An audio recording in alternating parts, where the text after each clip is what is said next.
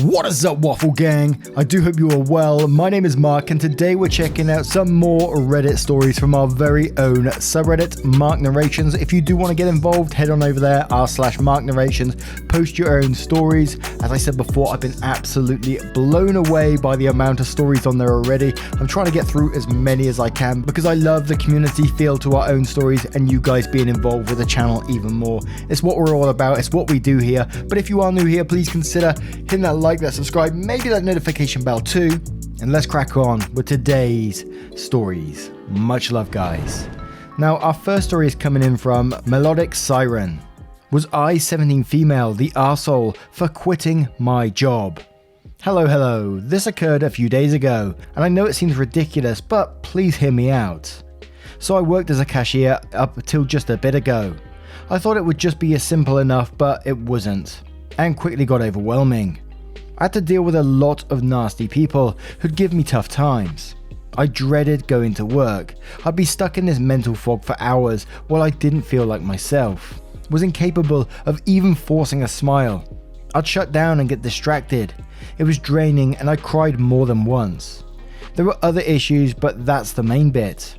I knew a customer service job that required so much face-to-face interaction clearly wasn't for me.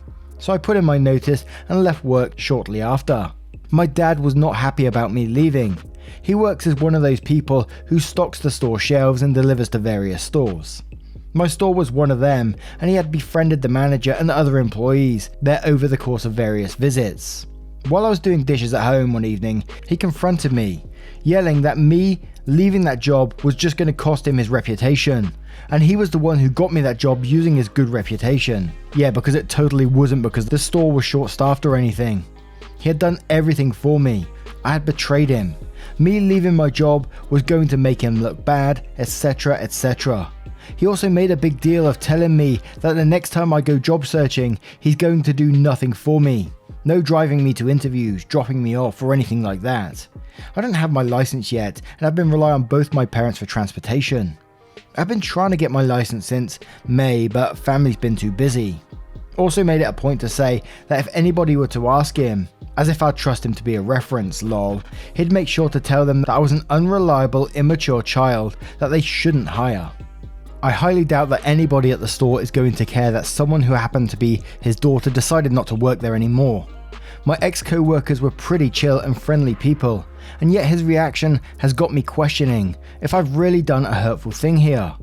I've been on an edge around him since, and I feel awful. I could use some outside perspective. And side note, because this might be relevant, no, I did not tell him in advance that I'd be putting in notice, solely because I knew he'd react like this. I did bring it up once in the past, but back when I was still just considering leaving my job, and his response was basically, well, if you can't handle simple cashier work, then you aren't fit for any kind of job. It's the easiest job there is. There's no reason you should be feeling this way, OP, it's ridiculous. So yeah, he's not exactly someone I can confide in or communicate with. He's proven that multiple times in the past, and I wasn't about to subject myself to a lecture. I was kinda hoping nobody at the store would tell him.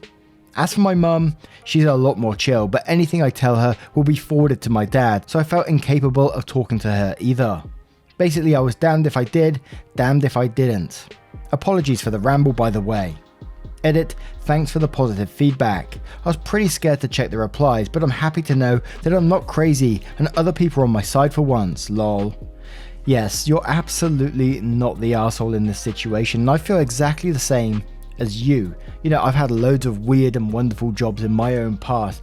None of them have been customer facing. Simply because I don't want to be dealing with that either. And although I think you can pretty much train yourself to do any job, sometimes I think you have to be like of a certain mindset, maybe, is that the right word, to be able to step into those jobs and enjoy it as well. I've known for a very long time that customer facing work is something that I really don't enjoy, and it's not something I'd put myself in if I had the choice to do so.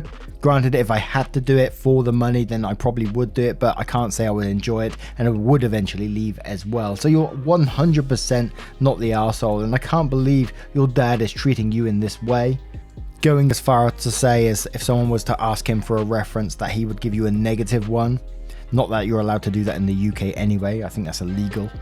But Let's check out some comments on this one to see what they say, and we're going to start with Stapler Pig, who says, not the arsehole, not the arsehole, and I cannot stress this enough, not the arsehole.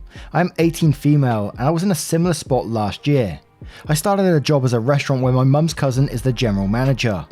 I worked in the BOH, making food and doing prep work, but after 2 months of being sent to do prep work and being alone from everyone, ideal for some, but I hated it. I started to physically feel sick whenever I went into work. I already have mental health problems, and the loneliness was killing me. I would cry while spending most of the time of my shift alone in a small workspace. I felt left out so much. I tried finding other jobs, but was scared of hurting the GM's feelings since we are family. I requested to be a cashier, and I loved it as I was interacting with people more, and thankfully because the place had such an environment of southern hospitality. I rarely dealt with crazy people, but so many times I was still stuck in BOH and I hated every second of it. They've even had me do both at once. I felt sick almost every shift, worried about being stuck alone again. I went through hell there, just from what we all had to do. I was once stuck up there 2 hours past close because it was crazy busy and we had so much to clean. Many times I said I would leave. I said I would look for other jobs. I didn't. I was so scared of leaving, but every shift was a reminder. Every second spent up there feeling sick was my motivation. Learning how mistreated I was being was motivation. Last Friday was my last day. I spent over a year in a job I hated out of fear of hurting someone's feelings. When I told my GM I was leaving, she was happy for me. Don't stay at a job you hate. Every job has its ups and downs, but I should have left sooner, and I'm proud of you for leaving. You made the right decision. Not the arsehole. And Irish Bridges says, wow, not the arsehole, your dad sounds awful though. Does he treat the rest of the family like dirt or just you?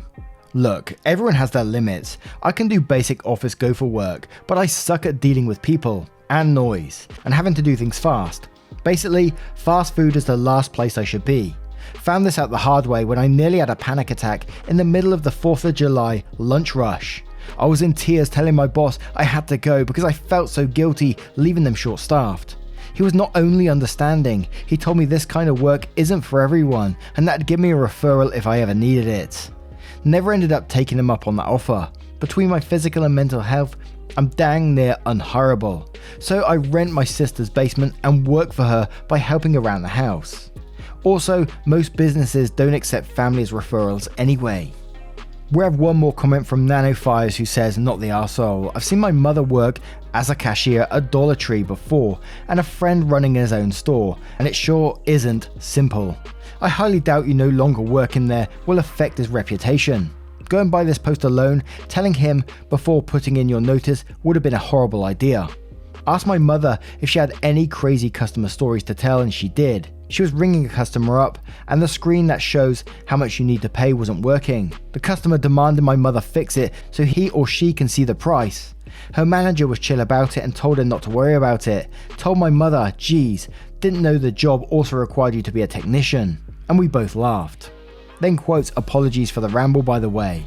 Then says all good, we all need to ramble every now and then. And I hope you get your license. Now, what do you guys make of this story? Let Melodic Siren know your comments below and your verdicts if you choose to give them, and we'll go to the next story. Our next story comes from, I am too tired to care right now. Would I be the arsehole if I go to HR because of something my boss said? I, 27 female, work from home. Now that things have started to open up again, the bosses want us to go back. I volunteered to be put in the last group to go back. I don't want to go back for 2 reasons. 1, I hate my micromanaging boss. 2, being chronically ill, I don't want to go back. This month I had to go to another state because of a family matter, and I stupidly, thinking it was the right thing to do, told my boss I would be out of town. He in turn said, well, if you're getting on a plane, why don't you want to come back to the office? If you're going to go, you need to come back. I'm driving and staying at a timeshare that I can clean and stay in isolation. All I need to do is pick up some items and look at a property. He held my previous opinion of not returning against me, even brought up my health. This does not sit right with me at all. I feel stupid, and now he's asking me about my work hours, if they're correct, and if I'm actually working.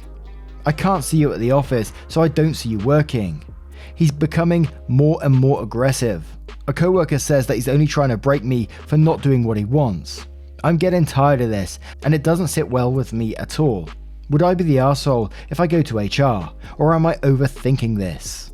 Now, HR there is for this very reason, to protect you. So I always think that I've been in various disputes through my various working career, and what I always do is document everything. And it's always suggested whenever we cover like workplace-based stories is that you always cover yourself, save any emails, save anything that you can basically regarding this, and write down your thoughts and what's going on and why you think he's becoming more and more aggressive. So then when you go to HR, you can put it forward in a logical manner with a plan set out basically, because someone like me, if I go in unprepared and I'm winging things, and I can wing things very easily, but as you know, I ramble on like an idiot, just like I'm doing right now, and I will get totally lost in my train of thought. So writing things down and having it clear, bullet pointed even, so you can give it to HR in a logical manner.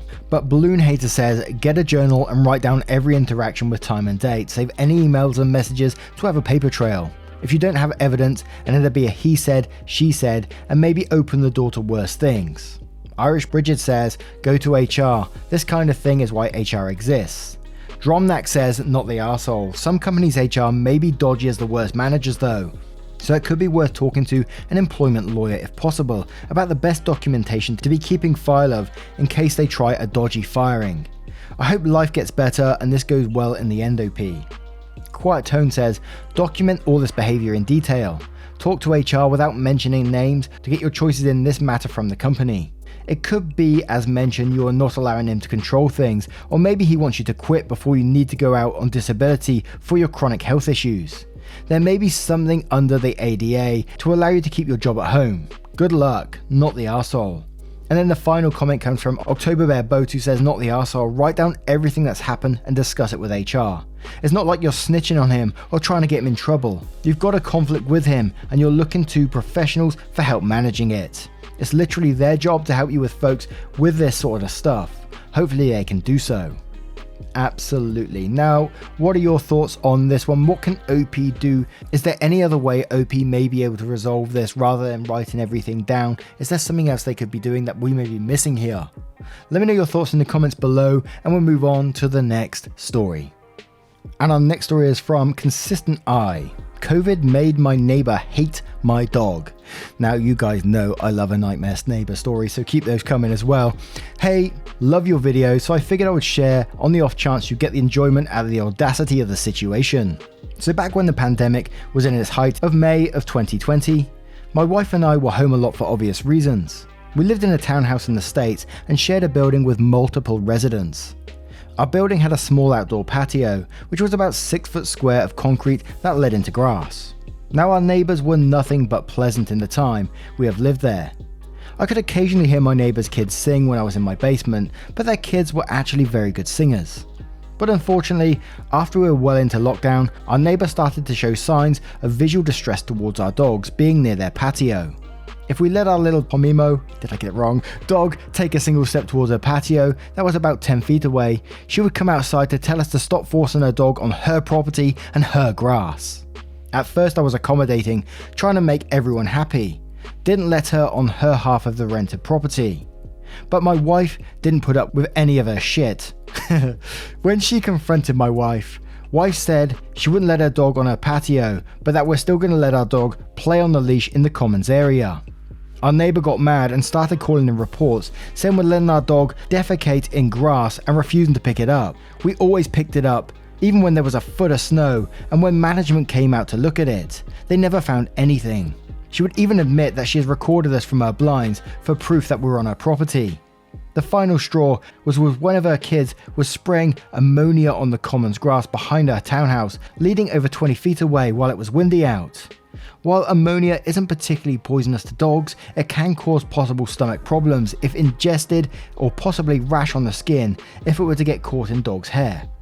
My wife asked the kid if what he was spraying was at least a pet-friendly deterrent, and of course it wasn't. I went over one last time to tell her that spraying it while it's windy can even be deadly for other animals, and even kids when they play out in the commons area. Of course, she denied spraying it, and it would be my fault if the dog were to get sick because she owned the grass. So then we called our management, who pretty much just told her not to do it again, and to my knowledge, she never did. But after that, my wife and I immediately began house hunting, saving every penny we could just to get out of there. We managed to find a house and was out of there by the end of the summer. But that entire summer, whenever I had let our dog out, I always had my phone recording the audio in case she came out to verbally harass us. Thankfully she didn't. I remember talking to our other neighbour the last day I was cleaning out the townhouse, who asked why we decided to leave. So suddenly, her face immediately soured when I caught her up on what the other neighbour did. Bad neighbours are a good motivator to move on with your life. Whilst I'm not disagreeing with what you've done by moving out, I always find it particularly sad that you have to get to that point where you're just so sick of living there that you have to move out. It's just such a shame. What snapped in that person's head to make them suddenly turn on you like that? Absolutely not the arsehole. And isn't spraying like ammonia on your grass, won't it kill it? Because isn't that what's in pee or something in it? When dogs wee on the grass, it like creates a dead patch. Currently got that with my garden where Poppy keeps weeing in the same spot and killing my grass. But Irish Bridget comes in with a similar thing, saying she sprayed ammonia on the grass, as in the main component of urine. Doesn't that kill grass? I mean, you can tell where the dogs like to pee in the yard by the brown spots. As I said, I've got the exact same problem with Poppy at the moment. I gotta wonder if this really only started with lockdown, or if she's always been like this and you just didn't notice because both of you could actually leave your houses. Very good point there. And Dromnak says, not the arsehole, but you did great work focusing on saving up to move out instead of being petty with the crazy. When the crazy got to trying to make your dog sick, she probably would have put something poisonous on your grass at night if they had stayed as they were. If she really had no worries beforehand, it probably would not be surprising if she was trying to get you out the house. An old mate who lived in flats had a similar situation, where suddenly someone in the flats went crazy on a neighbour to drive them out. A few weeks later, her sister who just had given birth moved into the flat next door. Turned out she wanted the neighbour gone so she could be a good aunt. Nightmare for the respective landlords. When they found out, they took down a wall between the flats so the baby had a decent sized room. What the fuck? Yeah, drugs were most likely involved. Hope you and your family get much more peace in the new property and you never live close to crazy again. Have a great life. Absolutely have a great life. And let's move on to another story. And our next story comes from Osin. Am I the arsehole for being upset that my parents didn't realise I had gone no contact for 7 years? I've posted this story in Am I the Arsehole before, and I do have an update in r/justnofamily, but figured Mark might appreciate this. I always appreciate it. I have 6 older brothers and an older sister and younger brother. There are several reasons why I went no contact. First of all, I never felt like part of the family. I was used as a free babysitter for my baby brother. I was always the one exiled outside to the hard floor of the kitchen with a thin sleeping bag whenever anyone was over for the holidays. I would often get given chores that ended with me coming into the kitchen afterwards to find everyone tucking into dinner and having to make do with whatever scraps my siblings decided to give me. To be fair, there were 9 of us kids. Dad had 2 jobs and Ma had a job and volunteered at church, so it was hard for them to keep track of. But to be unfair, whenever Owen was late home because of rugby or his altar boy duties, a plate would usually be put aside for him, or he'd be allowed to make himself a sandwich. A privilege I was never afforded because we weren't made of money, and that would be unreasonable when there is perfectly fine, almost untouched food still on my siblings' plates. And then there was the homophobia. I never came out, so it was never personal, but I heard everything, hence me not coming out. And then there was Owen, 1 year older than me and the golden child. Everything I lacked, he had. Every failure was compared to his success. If I did something wrong, I would be asked why I couldn't be more like Owen. Every success was met with either an, "Oh, Owen did that too, and he did it better, faster, with bells on," or an intimation that success didn't count because it was at something they didn't approve of, unlike whatever Owen was doing. So, when I went to uni and I came for the holidays when I turned 18, I was still the one left out of everything, so I just cut contact with my parents. I kept some contact with my siblings, even though Owen grew up and turned out to be not a complete prick. I'm now 25 and in a long-term relationship. One of my brothers let me know that Dad got sick back in December, and I realised that I was being too petty in cutting contact, so I decided to get back in contact. I went over shortly before Christmas, not knowing what to expect, but cap in hand and ready to apologise and deal with any fallout and ready to start mending fences. Turns out they had no idea that I had gone no contact. 7 years without so much as a phone call, and they hadn't even noticed. At first they were convinced that they had spoken to me plenty during that time.